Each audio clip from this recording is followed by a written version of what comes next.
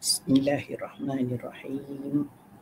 Subhanallah, subhanallah, subhanallah, subhanallah, subhanallah, subhanallah, subhanallah, subhanallah.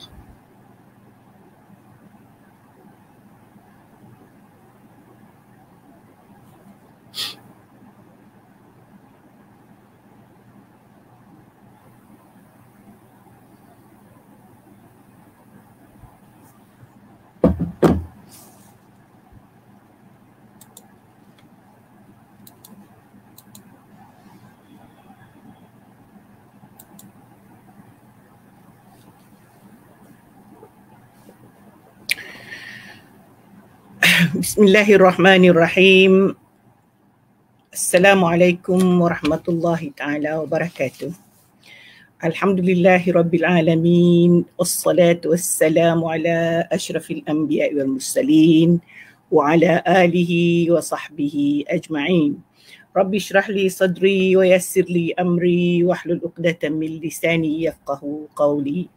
Allahumma aftah alaina hikmataka wa anshur alaina min khazaini rahmatika birahmatika ya arhamar rahimin.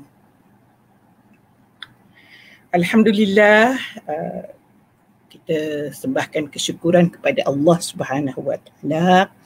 Kita kembali bertemu lagi setelah seminggu kita tidak bertemu dengan halangan-halangan, bukan halangan tetapi ada perkara yang Allah minta kita lakukan dahulu, kita lakukan, dan hari ini kita bertemu kembali untuk menyambung tadabbur kita. Apapun di permulaannya benda ingin sampaikan beberapa ialah ucapan syukur kita kepada Allah Subhanahu Wa Taala. Kita ni hamba Allah Subhanahu Wa Taala.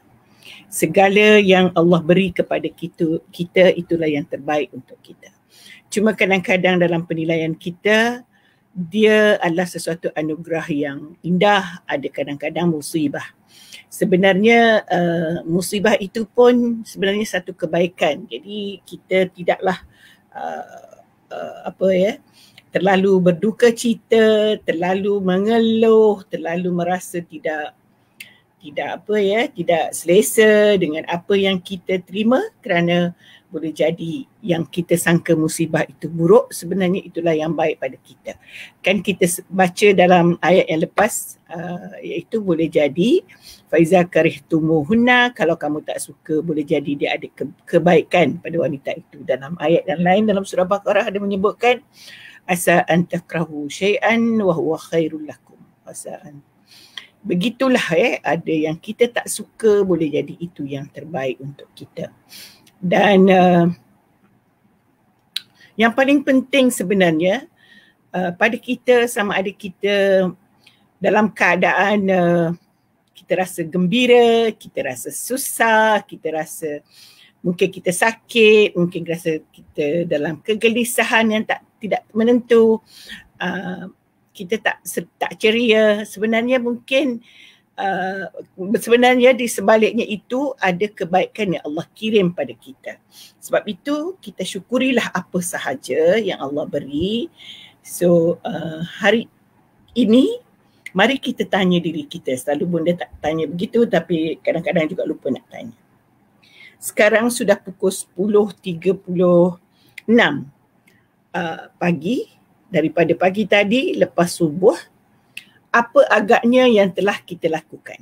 Kalau kita kira daripada lepas pukul 12 malam tadi, apa ibadah yang telah kita lakukan?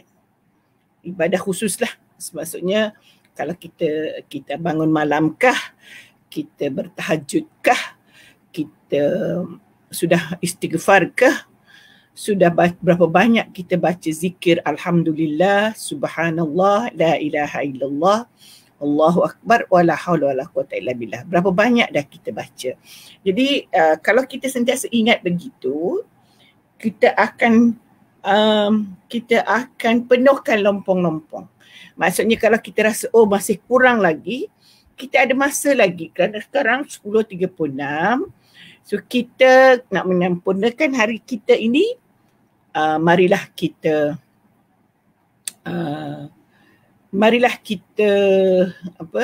kita penuhkan mana yang kita rasa belum lagi kita laksanakan.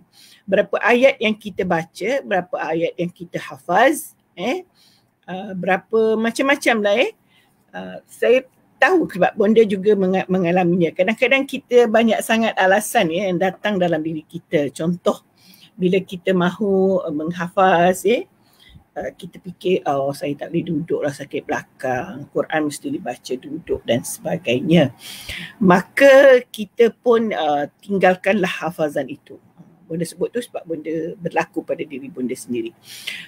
Jadi nak ingatkan diri ni, kena sebut begitu. Tidak boleh sebenarnya. Kalau kita sudah, bukan tidak boleh tu maksudnya, kita kan nak buat, kita berazam untuk buat sesuatu atas kecintaan kita kepada Allah Subhanahu Wa Taala. Maka kita buat apa yang terdaya kita buat. Kita lakukan apa yang mampu kita lakukan. Siapa ni? Rozia. Apa khabar Rozia? Dia kata sini, susahnya saya nak baca. Oh, saya ada handphone. Tengoklah kalau dah tua ni kan, saya nak sangat baca dekat komputer. Kan boleh baca kat sini. Okey. Banyaklah saya tak terbaca mesej. Wah, ada bonda no. Terima kasih.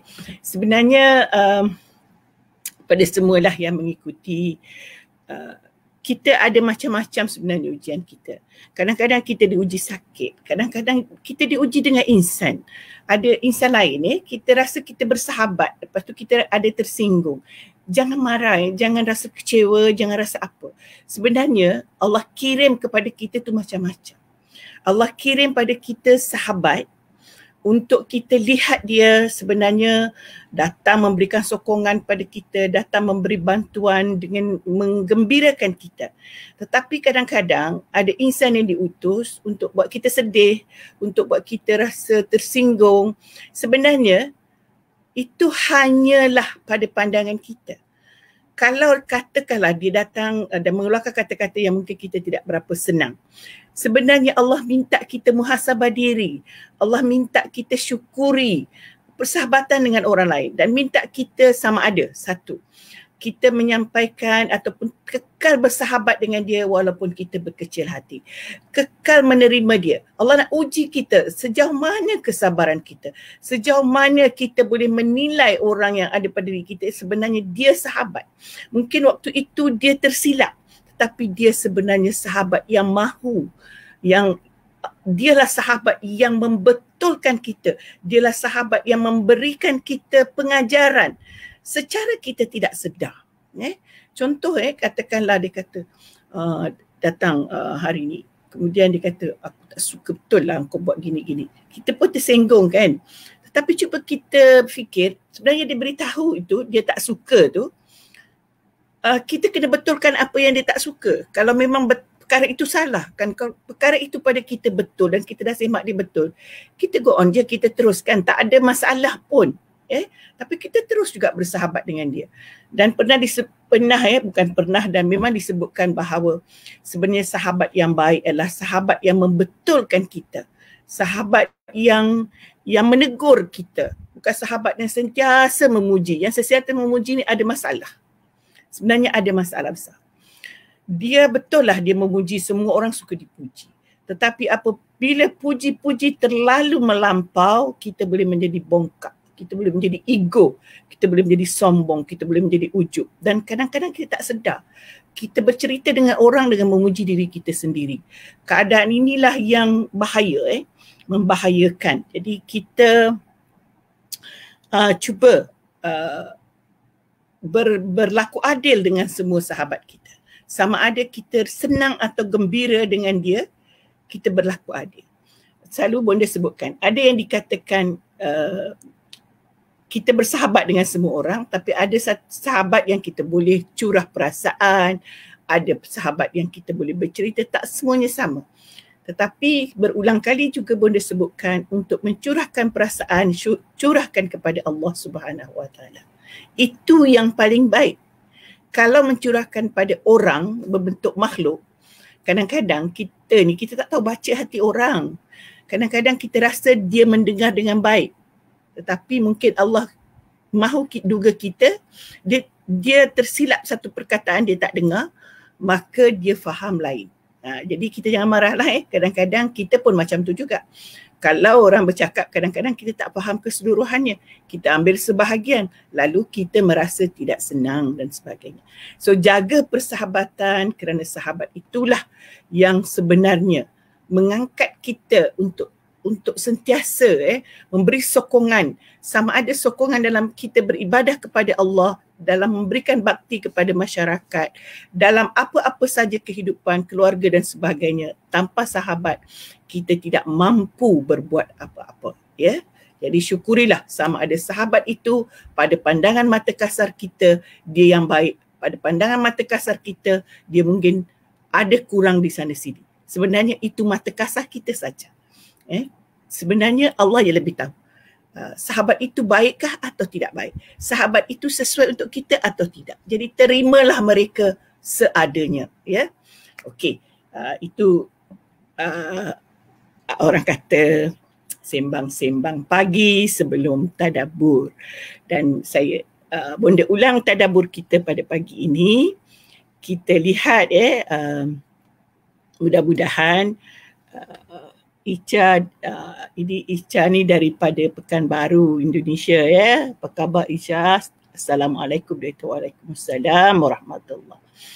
Mudah-mudahan orang di sana semua baik-baik belaka. Okey, kita lihat Bonda Nur ni apa khabar? Dia tulis apa ya, sukanya tengok ya. Semua izin Allah. Dengan izin Allah Subhanahu Wa Taala. Rahmat Allah. Kalau kita sebenarnya, kalau bonda nak live pun, kalau Allah tidak beri rahmat, boleh jadi bonda jadi malas-malasan, boleh jadi bonda fikir dalam keadaan tidak berapa sihat ni, lebih baik baring, lebih baik berehat dan sebagainya. Tetapi Allah dah anugerahkan kesihatan, Allah anugerahkan sedikit kemampuan, kita gunakan pada yang terbaik. Mudah-mudahan Allah semakin memberi kita yang lebih baik dan lebih baik. Dan kerana kita tidak tahu sampai bila kita boleh berjumpa, sampai bila kita boleh bersembang kalam Allah. Saya sebut kalam Allah kerana kita berbicara tentang ayat Quran. Dan seterusnya saya tak apalah, saya ambil masa sikit nak tengok sahabat-sahabat yang ada ni. Ada Yuzli Zani, anak saudara saya yang sangat committed dengan ilmu, sangat committed dengan keluarga dan sebagainya. Mudah-mudahan sentiasa dalam rahmat Allah. Kita ada Nazirah Muhammad Tanusi. Oh, Nazirah, ini memang pengikutlah walaupun kebelakangan ini nampak kurang, tapi itu kesibukan yang kadang-kadang kita ni kerja benda faham. Kemudian siapa ni? Zanariah. Assalamualaikum. Kemudian kita ada itulah. Kadang-kadang Ummu Nurin, ada Zanaria Jerman. Ummu Nurin, Waalaikumsalam Ummu Nurin. Kemudian kita ada Mat Kasim. Ini ustaz saya ya. Ustaz Kasim Kambang ni, dia washing ni, dia tak cakap apa-apa, tetapi ini ustaz saya masa ibtidai lagi. Semoga Allah memberi kesihatan yang baik padanya. Sama-sama kita doakan. Ustaz yang banyak mengajar saya basic bahasa Arab, mengajar saya basic ilmu agama. Dan saya akan kenang sampai bila-bila. Dan saya sentiasa mendoakan mudah-mudahan Allah merahmatinya. Okey. Masuk benda begini. Hasil jasa ustaz saya masa ibtidai, masa di sekolah Mahat, masa di mana-mana saja belajar di luar yang tidak formal pun, menyebabkan bonda boleh bersama-sama sahabat-sahabat sekalian di alam maya ini dan sama-sama mendengar mendengar ataupun sama-sama mencari ilmu. Tekan pula suara. Okey. Hari tu kita baca auzubillahi minasyaitanirrajim, kita kembali kepada ayat kita. Sebelum hari-hari yang lepas agak saya terburu-buru kerana saya waktu itu ada misi yang lain tak apalah, terlanjur saya tak payahlah saya cerita. Minta maaf. Pada hari-hari yang lepas, Bonda ada ceritakan tentang bagaimana kita dalam ayat 19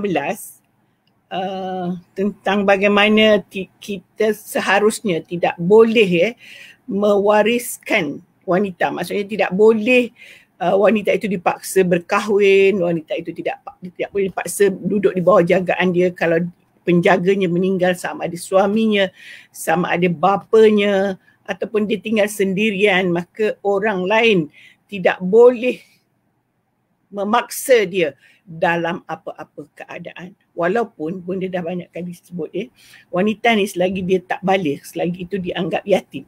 Jadi orang mungkin menganggap suka hati nak buat. Sebenarnya kita dah cerita panjang tentang anak yatim, bahawa anak yatim perlu diberikan kasih sayang, bukan dipaksa untuk melakukan itu dan ini. Termasuklah wanita tidak boleh dikahwinkan apabila mereka tidak mengizinkannya.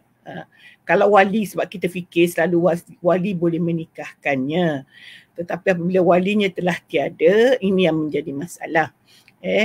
Maka dirasakan bahawa dia kaya contohnya, takut terlepas itu dan ini, maka dia pun dipaksa berkahwin dengan orang tertentu. Okey, hari ini kita baca ayat yang ke-20. A'udzubillahi minasyaitanirrajim. Allah berfirman, wa in aradtum istibdala zawjin makana zawj wa ataitum ihdahunna qintara fala ta'khuzu minhu syai'a atakhuzunahu buhtanan wa ithman mubina. Ini kena ingat ni. Allah Subhanahu wa taala sebutkan kalaulah kamu nak mengambil isteri baru begini, dia dah ceraikan seorang isteri, kemudian dia nak kahwin lain, maka dia kata kamu nak gantikan isteri itu dengan orang lain. Satu tegahan Allah disebutkan di sini, iaitu kamu tidak boleh ambil harta yang telah kamu bagi. Dia kata wa ataitum ihdahunna qintara, kamu telah beri dia qintar. Qintar ni harta yang banyak. Mengikut pandangan mengikut pandangan ulama tafsir, qintar ini termasuklah juga mahar lah. Ada yang menyebutkan dia sebagai mahar. Tetapi kalau mahar selalunya tidak banyak mana. Bagaimanapun ada kisah Sayyidina Umar radhiyallahu anhu pernah mahu menetapkan mahar seorang wanita itu tidak lebih daripada 12 dirham. Maka seorang wanita angkat tangan,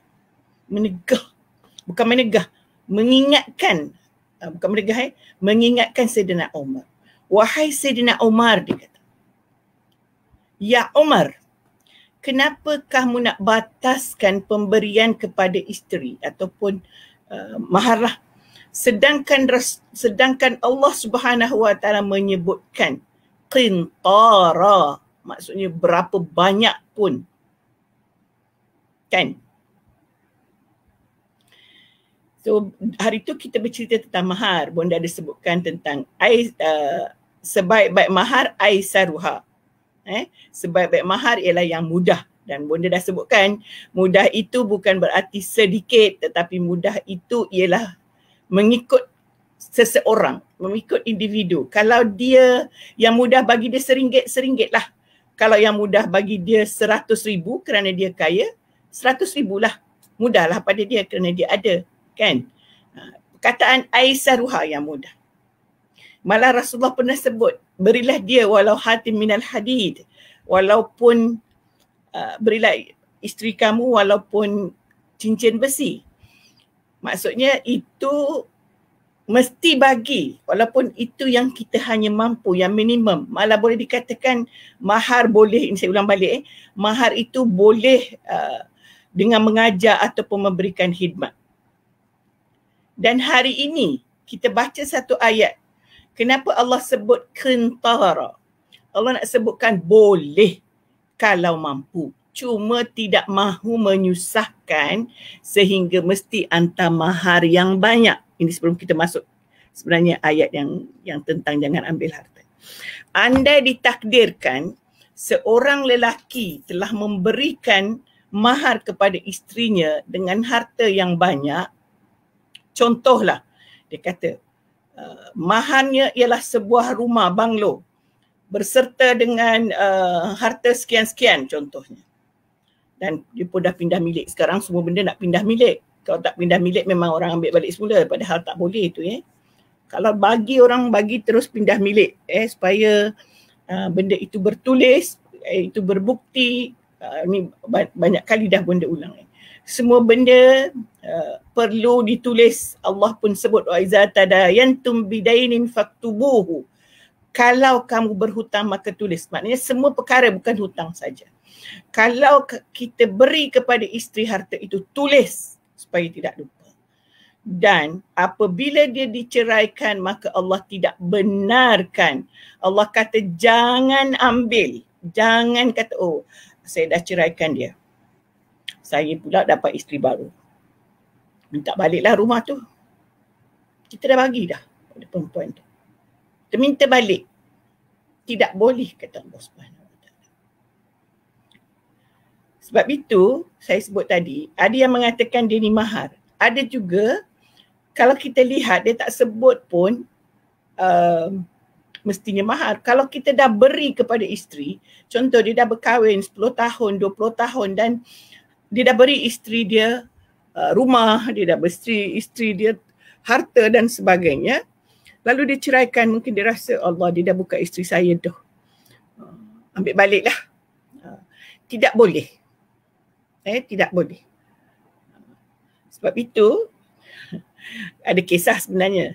Cerita ni ada cerita bunda tak mau sebutlah, mungkin tuan-tuan dan puan-puan juga biasa dengar cerita-cerita biasa begini. Tapi saya baru dengar jadi masih orang kata masih segar dalam ingatan. Seorang lelaki berhajat untuk berkahwin dengan seorang perempuan. Dan perempuan dia masa itu dia ada isteri lagi. Dia tak ceraikan lagi. Bila wanita itu tahu lelaki ini agak kaya lah, ada rumah besar dan sebagainya, maka dia pun mula memasang angan-angan untuk tinggal di rumah itu. Pembuktian angan-angan itu sebab dia tulis dalam Facebook. Kalau tak tulis dalam Facebook tak tahulah juga kan angan-angan itu ada sebab kita boleh baca hati orang. Kerana dia tulis, dia kata dia bakal tinggal di rumah ini. Kebetulan isteri yang pertama sebenarnya tidak tahu kerana dia tidak ada Facebook. Tidak ada Facebook. Dia tak tahu pun bahawa ada orang berangan-angan tinggal menggantikan tempatnya. Tetapi satu keistimewaan kepada wanita ini, dia ada ilmu walaupun dia tidak bekerja. Dia ada ilmu, ada isteri yang pertama lah. Dia ada ilmu undang-undang dan sebagainya. Jadi bila dia membenarkan suami dia berkahwin, permintaan dia ialah of course lah harta pencarian kerana dia membesarkan anak dan tidak bekerja kerana menjalankan tanggungjawab sebagai isteri, menjaga anak dan sebagainya. Dan dia si suami sanggup memberi semua, menukar harta itu kepada nama isteri tadi, dan isteri tadi pun mengatakan dia tidak sanggup bermadu dan minta diceraikan sebenarnya. Jadi dia pun rela hati menceraikan isterinya yang pertama dengan baiklah dan beri semua harta.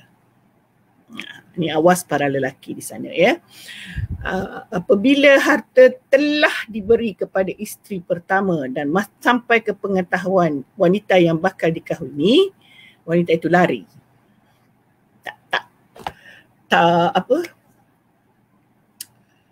Tidak mahu kerana dia nak sebenarnya sudah tiada. Jadi ni bahaya juga Segala kisah-kisah benar begini sebenarnya Allah hantar sebagai pengajaran kepada kita semua sekali. Pengajaran untuk semua. Kita pun tak mahu tahu cerita rumah tangga orang. Tetapi apabila dia sudah menjadi cerita itu benar kerana ada penceritaan yang mereka sampaikan kepada kita yang empunya diri, maka keadaan ini memang satu pengajaran daripada Allah Subhanahu Wa Taala. Ala kulli hal semua berjalan dengan baik, mereka berpisah dengan baik dan lelaki itu berkahwin dengan orang lain mungkin yang baiklah, harapnya begitu. Dan apa yang benda sebut di sini itu sebenarnya satu perkara yang baik kerana lelaki itu sanggup memberi harta dia kepada isteri yang pertama. Tetapi apa yang berlaku juga, ini kisah benar juga, apabila diceraikan isteri yang pertama dan tak kiralah cerai itu atas sebab dia nak kahwin lain ataupun apa sebab yang lain pun, dia tidak boleh mengambil harta daripada isteri pertama tadi untuk persediaan dia berkahwin dengan yang kedua, atau untuk memberi kepada isteri kedua, atau untuk menggunakannya dalam kehidupan. Contoh, mungkin rumah mereka satu, itulah yang dia duduk. So dia nak letak isteri keduanya tu di mana? Sebab tu kalau nak kahwin lain, mesti mampu. Kalau nak kahwin dua, tetapi dia nak kahwin satu je. Dia ceraikan dulu yang satu. Tak tahu bukan sebab nak kahwin, tapi atas sebab lain contohnya.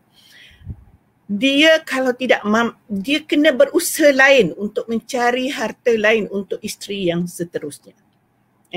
Kerana dia dah beri. Berbeza kalau dia tidak beri. Dia dah berikan kepada isteri yang kedua tadi. Dan kalaupun tidak beri, isteri pertama itu ada hak, ada harta sepencarian. Ada hak dengan rumah yang dia tinggal. Dan dia ada tanggungjawab kepada suami tadi untuk memberi tempat tinggal kepada bekas isterinya. So tidak boleh lakukan. Jadi mungkin kepakaran saya bukan dalam bidang undang-undang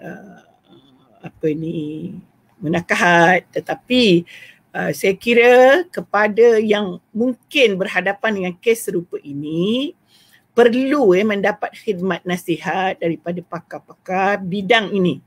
Jangan ambil nasihat orang yang tak faham. Kadang-kadang dia beri nasihat yang tidak betul. Beri terutamanya contohnya cari peguam syar'i, cari siapa-siapa pergi ke mahkamah syariah mengadu bagaimana pembahagian harta yang sepatutnya dan bagaimana suami tidak boleh mengganggu lagi harta yang telah dimiliki oleh bekas isterinya. Dia tak boleh minta itu, minta ini kerana dia dah ceraikan. Dan dalam ayat ini jelas dia kata maka janganlah kamu mengambil sedikit pun dari harta itu. Kemudian Allah tanya kepada lelaki itu, patutkah kamu mengambilnya? Atakhuzunahu, satu persoalan. Adakah kamu nak ambil, Allah kata. Buhtanan wa ithman mubina. Adakah kamu nak ambil dengan cara yang tidak benar dan yang menyebabkan dosa yang nyata. Buhtanan wa ithman mubina. Kadang-kadang kalau nak bercerai tu ada perkara sebenarnya yang kadang-kadang pasangan lupa bahawa mereka pernah tinggal satu rumah. Mereka pernah hidup gembira, pernah hidup saling membantu, pernah hidup bersama-sama, tidur sebantal. Tetapi kenapa zalim berlaku setelah berlaku perceraian sehingga sanggup mengambil harta yang telah diberi. Bukan setakat harta yang telah diberi, yang digunakan oleh isteri dan anak-anaknya, bekas isteri dan anak-anak. Kalau anak-anak tidak sudah bekerja, mungkin mungkin kurang sedikit masalah. Yang menjadi masalah yang banyak kita lihat ialah bekas isteri pertama pun terkontang-kanting dengan anak-anak dan tidak ada pekerjaan. Kemudian bekas suami tidak bertanggungjawab. Ini bukan ikut hukum Islam, bukan ikut syariat Islam. Sebab itu kita tidak boleh melakukan sesuatu sesuka hati kita Kita mesti fikir tentang apa yang perlu kita lakukan sebagai seorang suami, bekas suami yang baik. Ini bonda sebut ni, kita semua berusaha untuk masuk syurga, kan? Kita semua berusaha untuk menjadi menjadi pasangan walaupun telah diceraikan, sebab perceraian itu halal walaupun sebenci-benci perkara yang halal. Abghadul halal indallah ialah at-talaq. Talak itu harus, tetapi perkara yang dibenci oleh Allah. Namun andai terpaksa berlaku, maka berlaku baiklah kepada bekas isteri. Kerana di sana bukan sahaja isteri yang mengalami masalah. Kalau ada anak, anak juga menghadapi masalah. Kadang-kadang melibatkan keluarga, ibu kepada bekas isteri, ibu kepada bekas suami. Ada keluarga yang baik, keluarga yang baik walaupun anak-anak mereka telah bercerai, tetapi kekeluargaan antara bekas menantu dengan bekas mentua masih berjalan dengan baik. Mereka masih ada perhubungan, ziarah-menziarah. Kalau sakit, mereka masih lagi menziarahi. Kalau hari raya, masih lagi hubungan. Kerana anak yang ditinggalkan itu adalah cucu kepada nenek, anak saudara kepada keluarga di sebelah suami, di sebelah isteri. Jadi jangan putuskan persaudaraan itu. Yang putus, yang berpisah ialah anda suami isteri. Tetapi persaudaraan yang lain, qarabah, sama ada qarabah itu nasab, contohnya cucu kepada seorang ibu, seorang lelaki, seorang perempuan. Anak-anak mereka telah bercerai, tapi cucu itu tetap hubungan nasabnya. Ataupun kita kata musaharah dengan perkahwinan. Bekas menantu itu pernah berbaik-baik, sudah menjadi anak kepada bekas mentuanya. Maka apabila anda bercerai, dia tetaplah menjadi juga menantu. Sebab itu dari segi hukum nanti kita akan baca selepas ini haram bernikah dengan menantu ataupun bekas menantu. Bukan setakat haram nikah, tetapi mereka tidak batal wuduk. Jadi begitu sekali akrabnya mereka. Jadi apabila berlaku perceraian, jangan diputuskan semua. Jangan diceraikan semua. Allah ajar kita secara detail, secara halus. Cuba lihat, pertamanya Allah dah tahu bahawa apabila seorang, Allah tu maha mengetahui kan, bila seseorang itu telah bercerai, kemudian dia mahu berkahwin lain, perkara utama yang selalu timbul ialah masalah harta yang telah diberi kepada bekas isteri. Kadang-kadang pihak suami, bekas suami mahu mengambilnya atas keperluan, dia mahu gunakan kepada isteri yang pertama. Tidak boleh juga. Kalau kamu nak berkahwin, kena carilah lain.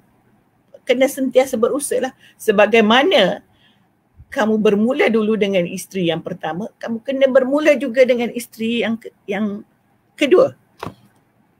Sebab itu kita lihat mungkin kita semua sebagai wanita dan juga lelaki, kita pernah berkahwin zaman kita muda-muda, kita tidak ada apa-apa. Kita hanya ada rumah sewa. Saya lah, tak tahu orang lain. Mungkin ada orang lahir dengan senang dan mudah. Dia ada duduk rumah sewa, berdikit-dikit beli itu, beli ini, bulan ini beli ini, bulan depan beli ini. Kadang-kadang awal-awal, bukan kadang-kadang saya lah, beli tikar, beli kapet dulu, bukan kursi.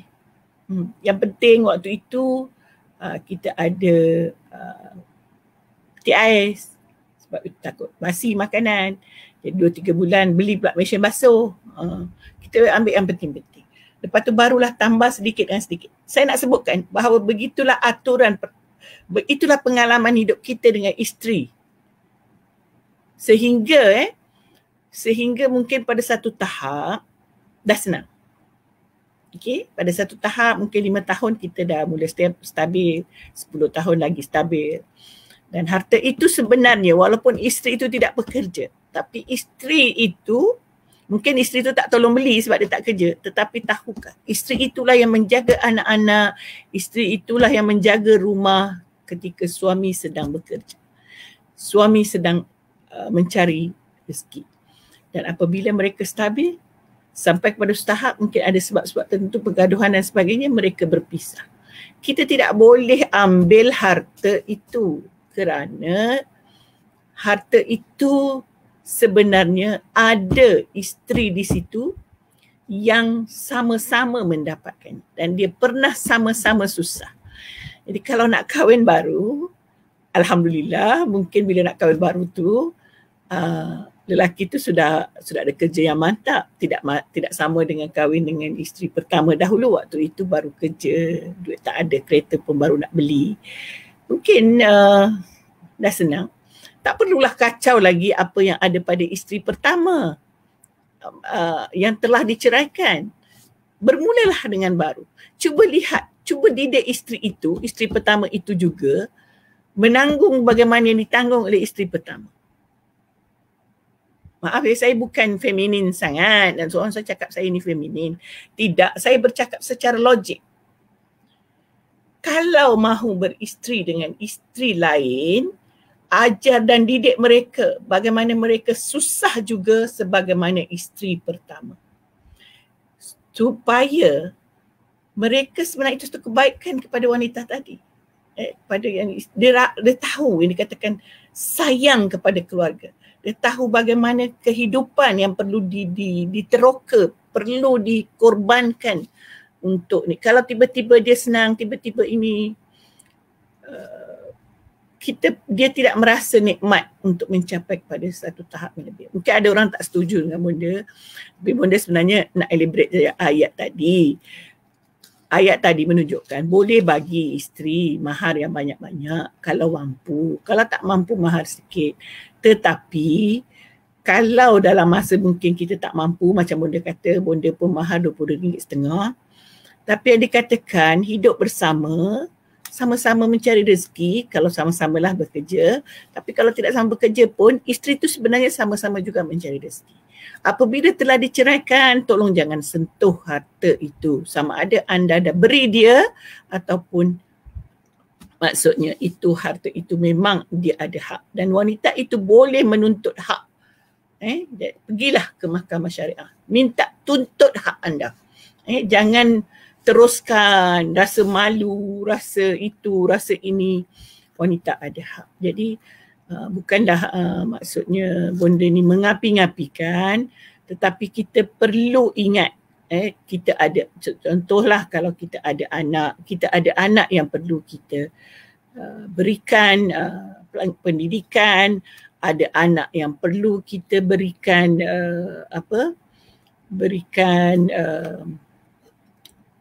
macam-macam lah ya, kita perlu berikan pendidikan, pembelajaran, mereka juga nak berjalan-jalan dan sebagainya. Janganlah dengan perceraian anak-anak yang ditinggalkan terseksa. Bukan terseksa tak makan saja. Anak-anak sekarang ni kadang-kadang orang lain bercuti, dia tak bercuti. Dia pula sudah biasa bapa dia dulu bawa dia bercuti. Tiba-tiba bapa dia berkahwin lain ataupun bercerai dengan maknya, semua itu terputus. Perkara ini tidak boleh berlaku. Seandainya tidak pergi sebab dengan memanglah dia dah bukan mahram lagi, bawalah anak-anak itu bercuti dengan bapanya. Atau kalau lebih rela tak perlu berjalan dengan bapanya, beri dia peruntukan-peruntukan khas untuk anak tadi. Dalam perkara-perkara yang mestilah yang mesti tanggungjawab bapa dalam memberikan nafkah kepada anak itu terus berjalan sampailah anak tadi sudah ada pekerjaan dan sebagainya sampai besar. Kalau perempuan sampai dia berkahwin lah, tidak boleh membiarkan mereka sendiri hidup begitu. Tapi mungkin zaman sekarang ini sebab wanita bekerja, jadi banyak lepas tangan lah. Dia rasa isteri dia kerja, bekas isteri dia bekerja, kemudian anak dia kerja. Ini tidak ada masalah lah. Sebenarnya kena ingat tanggungjawab tetap tanggungjawab. Isteri bekerja atau tidak bekerja namanya isteri. Bekas isteri itu kalau ada anak, saya sebutkan kalau tak ada anak itu lain cerita. Kalau ada anak utamanya tidak boleh meninggalkan tanggungjawab yang telah diberikan. Okey, Wardi, waalaikumsalam. Jadi ingat ini tadi kalau dah berlaku perceraian maka tidak boleh mengambil harta isteri. Seandainya isteri tadi tidak dipindah nama. Sekarang ni masalah betul dengan pindah nama. Tidak diletakkan nama dia. Dia boleh menuntut haknya ataupun sila tuntut hak. Sebab ramai sangat wanita sekarang malu, tidak tahu hak, lalu dia terus-terusan menderita. Dia mengadu dengan jiran, mengadu dengan kawan, apalah kawan tu boleh tolong. Melainkan kawan tu juga kalau dia faham kaedah, dia boleh bantulah bawa ke mahkamah dan sebagainya. Tetapi bimbang dia tidak tahu, maka dia tidak akan bantu dan tidak boleh memberikan apa-apa sokongan kepada kepada yang bermasalah tadi. Okey. Di sini lagi ayat seterusnya, ayat ke-21 jelas. Tadi Bonda dah sebutkan saja. Wa kaifa ta'khuzunahu wa qad afda ba'dukum ila ba'd. Bagaimanalah dia kata kamu tergamak nak ambil harta itu, mengambil balik pemberian itu, padahal sebelum ini kamu berkasih sayang, kamu terjalin antara semua baik. Qad afda ba'dukum ila ba'd. Kamu telah, ialah suami isteri faham sajalah, tinggal serumah, tinggal sebumbung, tinggal sebilik, makan bersama, makan sepinggan, makan tak tahulah. Kalau yang romantik tu makan bersuap-suap lah, itulah, inilah, sampai mana, sampai masa berpisah. Kita pernah saksikan lebih couple lah orang kata. Makan, dia duduk sepejabat pula. Kita tengok dia pergi makan baik, bergurau senda itu ni. Tiba-tiba setahun dengar mereka bercerai. Kita sap dalam hati. Macam tu baik pun boleh bercerai. Itulah yang dikatakan ketentuan Allah Subhanahu Wa Taala. Tetapi perlu ingat peraturan-peraturan. Perkara itu halal tetapi dibenci oleh Allah Subhanahu Wa Taala. So tadi di sini jelas tadi Bunda dah sebutkan. Allah sebutkan dalam ayat yang ke-21, kaifa ta'khuzunahu. Macam manalah kamu nak ambil, dia kata. Wa qad afda ba'dukum ila ba'd. Kamu telah menjalinkan kemesraan bersama-sama, gembira dapat anak, bersusah payah sama-sama didik anak dan sebagainya kalau yang ada anak lah. Dan macam-macam macam Bunda dah sebutkan, pernah bersusah payah pun rasa seronok juga. Daripada muda sama-sama membina kehidupan dan sebagainya, tiba-tiba kamu ceraikan dia, kamu nak ambil. Tergamak ke? Kaifa ta'khuzunahu. Tak ada perkataan tergamak dalam bahasa Arab tu, tapi persoalan kaifa ta'khuzunahu. Macam manalah kamu nak ambil? Macam itulah. Tapi Allah tak adalah. Itu nasi suara kita nak baca Quran. Macam tu kan? Kaifa ta'khuzunahu. Orang kalau pandai tarannum, dia tarannumkan ayat tu mengikut makna. Maksudnya walaupun tarannum tu ada macam tarannum nahwan, hijaz dan sebagainya, tapi dia boleh pilih lagu yang sesuai. Kalau Allah marah, Allah tidak suka. Sebab tu kalau kita dengar bacaan Quran ni pada mereka yang faham, dan selalunya lah orang yang tarannum tu memang belajar. Sebab tu guru dia akan ajak, ayat ni kena bunyi macam ni sebab dalam keadaan ni Allah marah. Dalam keadaan ni sedih, dalam keadaan ini begini. Dia pun selalu dengar YouTube ada mengajar tarannum, walaupun dia tak pandai tarannum tapi faham. Rupanya dia letakkan lagu itu sebab itu kita rasa kalau kita cuba faham lah Al-Quran, cuba faham maksud, kita benar-benar menghayati dengan tarannum itu, kita hayati sebab kita rasa betul lah makna dia begini. Kita rasa kadang-kadang naik seram bulu rumah bila cerita tu cerita menyeramkan. Kita jadi sedih bila cerita itu sedih. Kalau macam ni Allah marah, Betul lah Allah tak suka. Jadi maksud benda ginilah, cubalah bacalah dan fahamkanlah Al-Quran. Jadi kalau baca Al-Quran itu, baca terjemahannya sekali. Dah baca satu muka, try baca. Oh, yang saya baca ini, atau baca terjemahan dulu. Oh, cerita ini yang saya bakal baca. Jadi lama-lama kita ingat bahawa dalam Al-Quran ada sebut macam ni. Kalau kita baca je kadang-kadang kita tak faham. Dan bila dengar orang baca, kita pun terus faham. Oh, memang ini tentang cerita ini. Tapi janganlah sekali je baca. Kalau sekali je baca, memang tak ingatlah kan? Betul tak? Jadi kita kena baca dan ingat. Dia kata, wa akhazna minkum mitsaqan ghaliza. Dan dia kata, kamu telah mengambil perjanjian yang kuat kepada kamu. Bila seseorang itu berakad nikah dengan pasangan, maksudnya bila pasangan itu telah berakad nikah, itu dikatakan satu perjanjian yang kukuh di antara pasangan lelaki dan wanita tadi. Perjanjian itu mempunyai makna walaupun setakat salam orang pun kata sah. Bila orang kata sah, wahai suami dan isteri, fahamilah bahawa di situ bersamanya tanggungjawab yang besar. Di situ bersamanya banyak perjanjian yang anda sedang akan pikul. Banyak perkara yang anda akan lalui.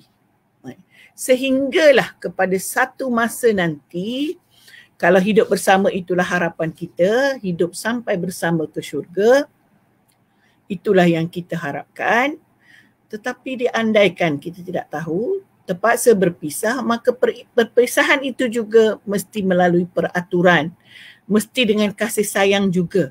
Bukan mengikut hawa nafsu ataupun mengikut emosi. Kalau benci, terus benci, tak mau lihat, tak mau pandang. Ingatlah bahawa pernah ada yang dikatakan kasih sayang antara anda.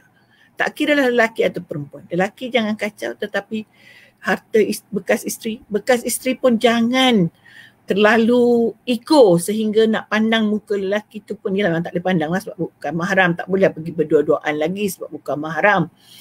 Tetapi tidak boleh membencinya, mengutuknya, tidak boleh macam-macam lah. Saya pernah bertemu juga, bukan pernah banyak kali, ada wanita yang telah diceraikan. Begitu baik sekali. Saya pun dia rasa bangga melihat macam mana dia boleh tenang. Dia kata tak apa, mudah-mudahan dia bahagia. Kalau kita tanya, kita tak tahu, kita jumpa dia, tak tahu dia dah cerai, kita bertanya, apa khabar? Tanya suami, sihat ke? Sihat lah kot, lama tak jumpa. Kita berdetak hati, kenapa pula dia lama tak jumpa? Rupanya dia dah bercerai. Dia tak adalah kata, oh walah padan muka dia gini-gini. Ada juga kita jumpa insan begitu. Sebenarnya tidak boleh. Tidak boleh. Kita manusia, kita insan. Di sana sini kita ada kesilapan. Bunda dah sebut tadi. Kita, bekas suami kita tu sahabat juga.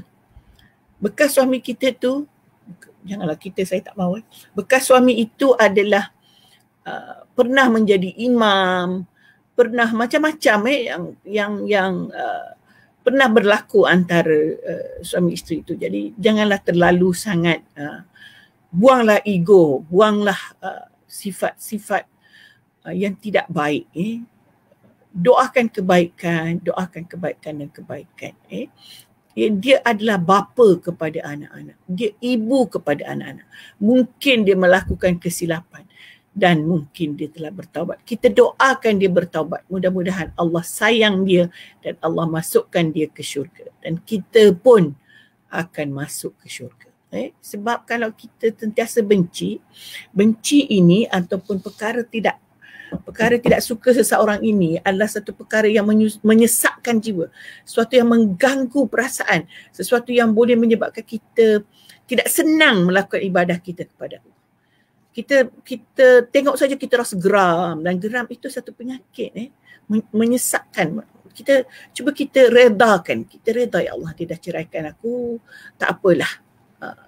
Setakat itu jodoh. Biarlah dia baik, walaupun dia berkahwin ke tak berkahwin itu cerita lain, tapi kita berdoa kepada Allah mudah-mudahan dia tetap menjadi insan soleh. Kalau dia isteri solehah, kalau dia berkahwin dengan orang lain, dia bahagia dengan orang lain. Doakan kebaikan orang, Allah akan berikan kebaikan kepada kita. Kita berbuat baik dengan orang, Allah beri kebaikan kepada kita. Kita tidak seharusnya masih ada dendam. Dendam itu bukan sifat manusia, sifat seorang Islam. Tak kiralah yang kita dendam itu bekas suami, bekas isteri, bekas ibu mertua, bekas mak mertua.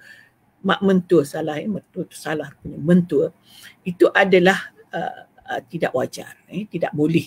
Dan kita teruskan, redakan. Banyak kali sebelum ini pun Bonda sebut, cubalah setiap kali kita mahu tutup mata mengakhiri malam kita nak tidur kan, kita maafkan semua orang. Tak kiralah dia bekas atau dia masih suami kita, dia bekas isteri kita atau masih isteri kita. Kita marah ke, kita apa ke, kita redakan, kita maafkan.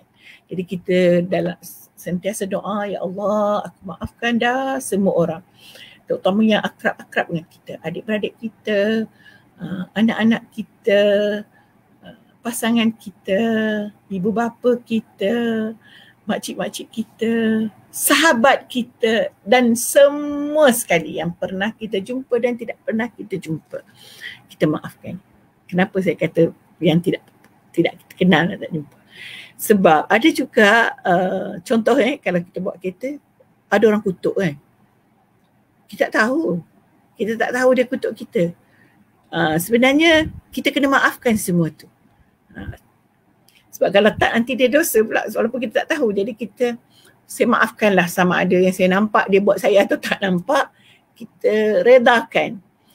Satu kebaikan sebenarnya kalau kita maafkan orang itu, hati kita jadi lega, orang kata. Hati kita jadi bersih. Itu cara nak bersihkan hati kita, cara menjadikan kita mudah untuk beraktiviti, mudah untuk menghadap Allah Subhanahu Wa Taala ialah hati kita bersih dengan makhluk-makhluk lain. Hati kita bersih pada manusia lain. Kalau kita masih ada sepicing pun rasa tak suka dengan orang, syaitan akan tambah sedikit demi sedikit, lama-lama dia membesar. Jadi kita sewajarnya memaafkan. Dan satu perkara yang menjadi pengajaran lagi ialah kalau kita tidak suka seseorang, tapi hari ini saya nak fokus, pasangan, suami atau isteri, kita tidak boleh memberitahu orang lain apa yang kita tidak suka pada dia. Kita kena tahu bahawa kita tu memberitahu supaya kita nak dia mengubahkan untuk menjadi baik. Kalau kita beritahu orang lain, bagaimana dia nak membetulkan diri dia? Dia tidak tahu perkara itu kita tak suka sebab kita beritahu orang lain. Dan paling dahsyat lagi, bila orang lain yang kita beritahu itu menyampaikan kepada yang kita tidak suka, terutamanya pasangan lah, pasangan itu akan berkecil hati kerana kita telah bercerita dengan orang lain. Betul tak? Dan bukan dia membaikinya, tetapi menimbulkan rasa tidak senang dan akhirnya berlaku pergaduhan. Masalah satu lagi ialah yang menyampaikan itu tidak menyampaikan 100% sama dengan apa yang dia kata. Dia akan tokok tambah dengan perasa yang pelbagai hingga menyebabkan membuatnya kemarahan. Maka berlakulah berputus silaturahim. Saya kata berputus silaturahim walaupun pasangan suami isteri, boleh jadi tidak bertegur 3 hari. Dan akhirnya kadang-kadang menjadilah perceraian dan sebagainya. Jadi kepada yang ada tidak senang kepada sesiapa, mengadu kepada Allah. Ya Allah, ya Tuhan, saya rasa sedih dengan apa yang dibuat oleh si Fulan kepada saya. Ya Allah, berilah petunjuk apa yang seharusnya saya buat. Istikharahlah, mohonlah. Dan mohonlah kepada Allah. Ya Allah, saya akan memberitahunya. Semoga-moga dia menerima dengan lapang dada. Okey? Dan apabila memberitahunya, bukan memberitahunya untuk melistkan semua kesalahan itu. Saya pernah baca orang beritahu saya dah minta maaf. Dia kata saya nak beri. Dia cerita lama lah kan, cerita baru, bukan cerita setahun dua ni. Cerita ni mungkin lama sangat lah. Dia pun email ke saya, apa yang dia email, dia forward kepada saya, apa yang dia email kepada orang yang dia minta maaf. Macam mana dia tak maafkan saya? Dan saya rasakan, saya baca, kalau saya baca pun, saya susahnya nak maafkan. Saya telah berlaku baik dengan kamu ini. Saya telah buat ini. Dia gariskan semua apa yang dia buat baik. Saya tolong kamu buat ini. Saya tolong kamu buat ini. Saya buat apa? Kita kan nak minta maaf. Minta maaf lah. Ceritalah apa kesalahan yang pernah kita buat. Kalau kita tak sedar juga kesalahan kita, beritahulah kesalahan saya. Apa yang awak tidak tahu. Saya tidak tahu. Saya ingin perbaiki. Bukan kita senaraikan kebaikan kita, senaraikan keburukan dia. Memang ini bukan niat untuk berbuat baik, tapi niat untuk makin memecah belahkan di antara satu dengan lain. Akhirnya saya tak dapat memberi nasihat. Cuma saya beritahu, ya Allah, saya doakanlah kamu berdua ni berbaik-baik. Mudah-mudahan Allah tunjukkan jalan yang benar. Tapi saya ada beritahu juga, kalau mahu meminta maaf, beritahu yang you rasa you salah dengan dia. Itu sahaja. Yang lain-lain tidak perlu. Dalam keadaan begini, kita perlu sangat hidup kita ni, kita manusia biasa. Saya tahu bonda pun selalu berdoa kepada Allah. Mesti ada orang kecil hati dengan bonda. Ada apa-apa, ya Allah, mudah-mudahan mereka berkecil hati itu, Allah jauhkan dari rasa kecil hati itu. Kerana mungkin apa yang saya lakukan itu tidak sengaja. Mungkin apa yang saya lakukan itu, saya berlaku secara tidak sengaja. Saya dah insaf, saya dah minta maaf, tetapi dia tak maafkan, itu hak dia. Tapi kita berdoa kepada Allah, mudah-mudahan Allah membuka hatinya untuk memaafkan kita. Bukan hanya sentiasa memberitahu orang dia susah, tak boleh maafkan orang. Dia ganas, dia degil, dia ini. Bila dia nak maafkan kita kalau kita makin menambah kemarahannya kepada kita? Jadi banyak kali ni, bonda pernah tulis juga dalam Facebook. Apa-apa perkara, tolong jangan mengadu dengan orang. Mengadu kepada Allah dan mengadulah kepada orang yang kita rasa kecewa itu, beritahu dengan jelas apa yang kita kecewa. Dan kalau boleh, tapi itu bukan kalau boleh, semestinya kita istikharah dulu, sembahyang hajat dulu. Mudah-mudahan yang kita cakap itu menyenangkan hati dia. Yang kita sampaikan itu menyenangkan hati dia. Yang kita lakukan itu, dia sudah lupalah perkara yang tidak baik. Dan hati kita pun menjadi tenang dengan apa yang kita tak suka pada dia. Sebab kadang-kadang kita sebenarnya yang tidak tenang, bukan orang tu yang tidak tenang dengan kita. Kita yang tidak tenang dengan dia. Dan akhirnya sampai bila-bila, jangan kita kata, oh dia buat salah, memang ada hukum mengatakan tidak mengapa, kita boleh balas apa yang serupa. Itu dari segi hukum kisas. Dari segi hukum hati, please lah. Hati kita tak akan bersih selagi kita masih menaruh rasa tidak senang dengan seseorang. Tak apa, saya tinggalkan untuk menyenangkan hati saya. Itu tak apa. Dengan syarat kita memaafkan dia. Kita memaafkan dia. Bukan kita tinggalkan saja, tapi saki-baki itu masih ada dalam hati. Kita sebut, saya tinggalkan dia, saya maafkan dia. Tapi saki-baki rasa tidak senang itu tetap ada. Tetap terbuku di hati. Kita kata saya ni manusia biasa, bukan Nabi. Ya Allah, ya Tuhan. Subhanallah, Masya Allah. Allah ajar kita. Dan kita mahu bersifat, kalaupun tidak sama dengan sifat Allah, kalaupun tidak sama dengan sifat Rasul, tapi kita ambillah sedikit. Allah itu afuun, ghafur. Kita ambil sedikit sifat itu. Rasulullah itu maha pemaaf. Kita ambil sedikit. Kita berusaha. Kita memang tak sampai tahap pun. Tak akan sama. Tetapi sifat-sifat itu perlu ada dalam hati kita.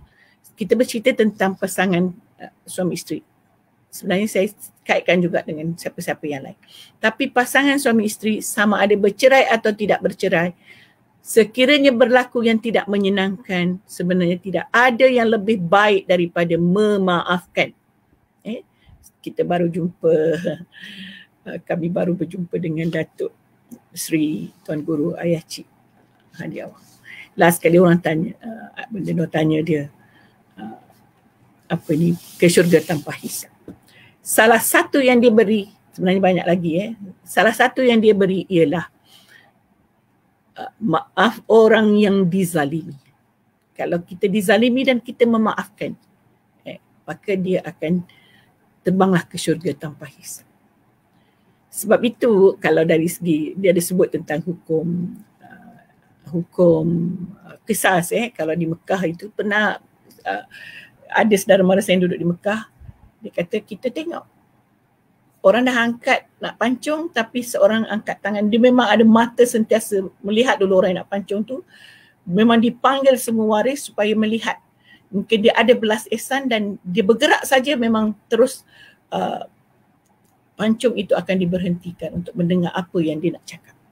Kalau dia nak maafkan, maka itulah di antara yang akan masuk ke syurga tanpa hisab. Begitu juga kita adalah sampai hukum pancung tu nak maafkan. Tapi kalau kita pernah rasa orang rasa tidak senang menzalimi kita, dia fitnah kita sebesar-besar fitnah sehingga mungkin mengganggu kerjaya kita, contohlah kan,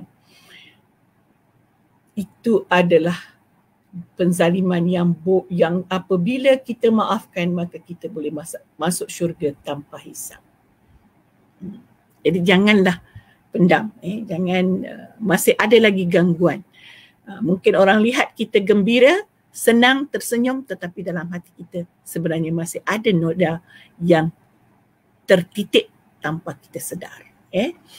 Jadi hari ini kita baca 2 ayat saja. Sebenarnya ayat tadi ialah khususnya jangan kacau harta bekas isteri. Tetapi saya kaitkan dengan kasih sayang juga kerana Allah sebut dalam ayat ke-21, kita pernah berkasih sayang. Kita pernah menjadi, dialah sahabat kita, dialah bapa kita, dialah ibu kita, ialah dari tahapnya, maksudnya dia yang sentiasa bersama kita. Maka kenapa apabila bercerai maka segalanya menjadi buruk? Ada orang kata perempuan baik sebenarnya. Dia kemurah hati, bagi semua belanja kalau dia ada duit. Rumah ni memang dia tak pedulilah. Belanja dia pergi tu beli ni untuk rumah dia. Tetapi apabila dia marah macam gunung berapi pecah, dia akan kira semua duit dia walaupun sepusin dengan suaminya. Saya harap benda ni tidak berlaku. Itu hanya persepsi. Jadi kalau lepas bercerai, tolong jangan ungkit perkara-perkara yang boleh menyebabkan kekeruhan dalam hidup kekeluargaan. Sebab yang bercerai hanya antara 2 manusia. Yang lain-lain itu tidak berpisah. So jangan kaitkan mereka. Macam juga kita tak suka seseorang, jangan kaitkan orang lain. Kita je yang tak suka. Jangan ajak kawan kita pun tak suka. Jangan ajak orang lain supaya tak benci juga orang itu. Dan kita pula yang terikut-ikut. Dia benci. Aku kawan baik dengan dia. Saya pun nak benci dia. Saya pun tak suka dia. Saya tak suka dia. Saya nampak gambar dia bukan main rapat orang tu. Saya pun benci. Saya pun jadi putus. Ini perkara yang tidak baik. Perkara yang sangat-sangat tidak wajar. Hubungan, persaudaraan, persahabatan.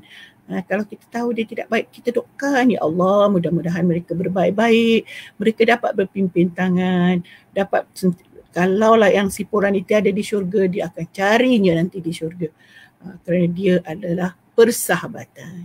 Jadi begitu juga dengan pasangan suami isteri. Okey, itu saja untuk kita pagi ni. Maaf ya, saya banyak celoteh, mungkin lama tak jumpa kan, seminggu tak jumpa. Jadi maafkanlah kalau saya mengambil masa yang lebih. Kita berdoa, ya Allah, ya Tuhanku, jagalah hubungan kekeluargaan kami. Ya Allah, jadikanlah kami pasangan yang kekal, tidak ada perceraian. Dan kalaupun diandaikan berlaku perceraian, mereka berlaku dengan baik. Bismillahirrahmanirrahim. Allahumma inna nas'aluka salamatan fid din وعافية في الجسد وبركة وزيادة في العلم وبركة في الرزق وتوبة قبل الموت ورحمة عند الموت ومغفرة بعد الموت. اللهم هون علينا في سكرات الموت ونجاة من النار والعفو عند الحساب. ربنا لا تزغ قلوبنا بعد إذ هديتنا وهب لنا من لدنك رحمة. ربنا آتنا في الدنيا حسنة وفي الآخرة حسنة وقنا عذاب النار. والعصر إن الإنسان في خسر إلا الذين آمنوا بالصالحات وتواصوا بالحق وتواصوا بالصبر. Sekian wabillahi taufiq wal hidayah. Wassalamualaikum warahmatullahi taala wabarakatuh.